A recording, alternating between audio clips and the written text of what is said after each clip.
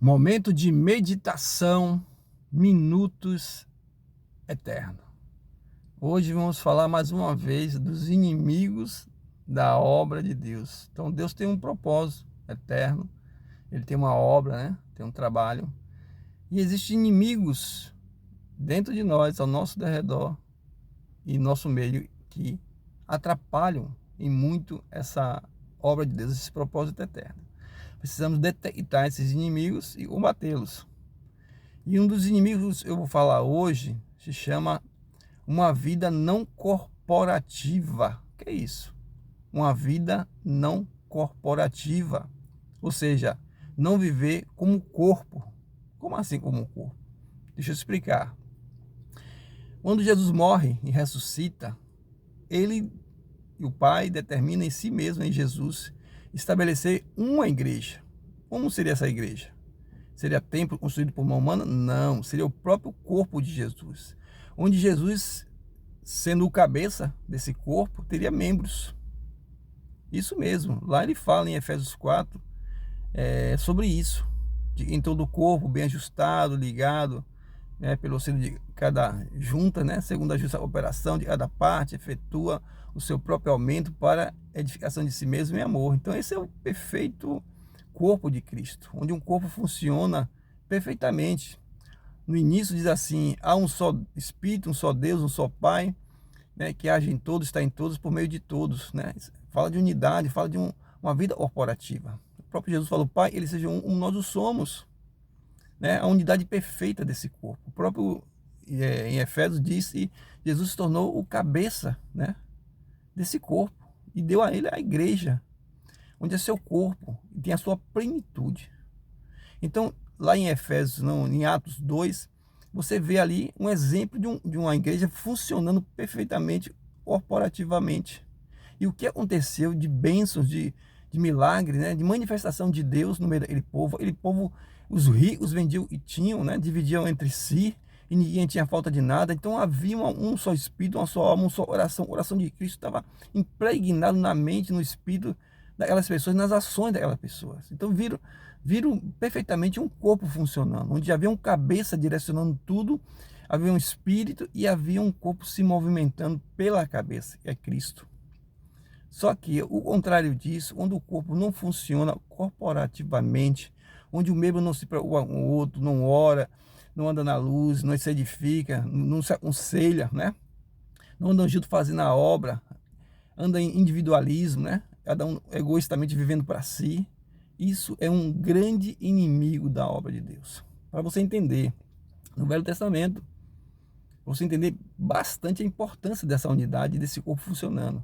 No Velho Testamento, lá em Gênesis, quando o povo decidiu lá construir uma torre para chegar aos céus e estabelecer seu nome, Deus olhou e viu que aquilo não era bom.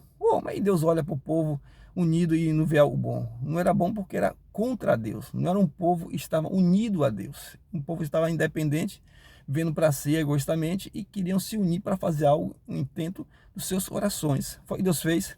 Desceu lá e confundiu, através da má comunicação, a mente daquele povo, e aquele povo se separou, se dividiu. Então se um povo se divide pela má comunicação, então uma boa comunicação, uma só linguagem, um só espírito, um só batismo, um só Jesus, um só falar, um só amor, um só motivação, um só interesse, isso leva esse corpo a edificar. E como diz o Senhor, o Deus, tudo eles intentarem não terá limite. Então o Senhor nos chama a viver uma vida corporativa. Isso mesmo. Onde você vê o cabeça desse corpo, você se vê como um membro. E não só como um membro, o próprio Jesus lá em João 15, ele fala isso. E ele é a videira.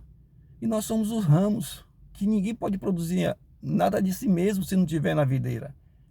Então assim ele fala, e ele é o corpo, ele é o cabeça, e o cabeça ordena, estabelece todas as coisas, e os membros estão sujeitos a essa cabeça. Mas quando cada membro começa a fazer sua vontade, buscar seus próprios interesses, como diz Paulo, que fala de Timóteo, e Timóteo tinha um coração certo, um coração, e não buscava os seus próprios interesses, procurava o interesse de Cristo, e os homens não, geralmente buscam os seus próprios interesses. Então, meu irmão, o Senhor nos chama a viver uma vida corporativa, a entregar tudo aos pés do Senhor, onde Ele é o cabeça, Ele é o dono, permitir esse corpo nos governe, nos guie de maneira não individual, né? Um pastor individual, vivendo uma vida individualista, um líder vivendo uma vida individualista, solitária, um discipulador, qualquer membro do corpo, quando vive isolado, afastado, vive fazendo aquilo que está na cabeça, não busca conselho, não se sujeita, não depende, ele vive de maneira desordenada e não corporativamente. Então Deus nos chama a viver uma vida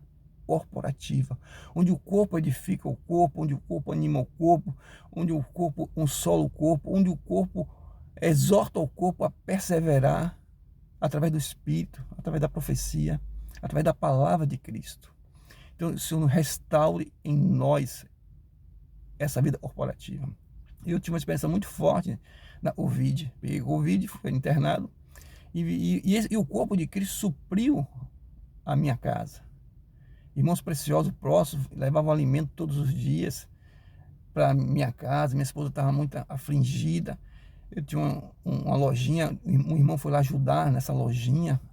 Então teve um exército de Deus, teve um corpo que me acolheu, né, em orações, um exército orando, né? A própria igreja mesmo teve uma ação muito boa nesse período da Covid, de médicos se uniram para poder ajudar os irmãos, né, a se defender, a lutar contra essa Covid, essa enfermidade tão terrível e assolou a humanidade. Então eu vivi fortemente essa vida corporativa nesse período e outros momentos. Então eu já vi e percebi o poder IA, né, a favor do reino de Deus, do propósito de Deus, uma vida corporativa. Mas também já vi muitas coisas contrárias a isso. Coração soberbo, egoísta, né? Independente, né? Vivendo de maneira individualista, né? E todas as coisas mais, e não coopera com essa vida corporativa. Então, Deus te chama a você se esquadrilhar, avaliar como é que está a sua vida. Se tem uma junta do seu lado, você depende, você ora antes, você se aconselha, você anda na luz, né? Você anima essa pessoa, você consola essa pessoa, você ajuda na alma, no corpo, no bolso, né? Na boca, na despensa. Ou você se afasta quando o irmão não está muito bem, o mundo não está muito bem financeiramente, ou de doença, ou você se afasta dele.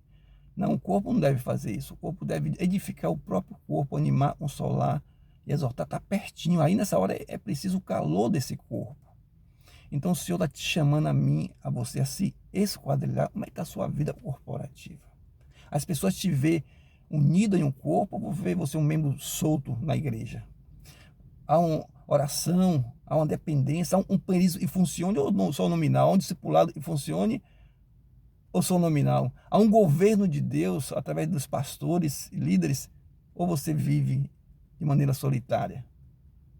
Então o Senhor possa nos avaliar, nos esquadrilhar e restaurar essa vida corporativa da igreja, e que os ambientes sejam ricos de amor, de serviço, de cuidado uns com os outros, de louvor ao Senhor, de que a obra do Senhor frutifique, cresça a partir desse momento onde o corpo vive, como diz lá em Efésios, vou fechar aqui, Efésios 4,16, em todo o corpo bem ajustado e ligado pelo auxílio de todas as juntas, segundo a justa cooperação de cada parte, efetua o seu próprio aumento para a edificação de si mesmo, em amor, em Cristo. Que o Senhor nos abençoe e nos socorra em nome de Jesus. Amém.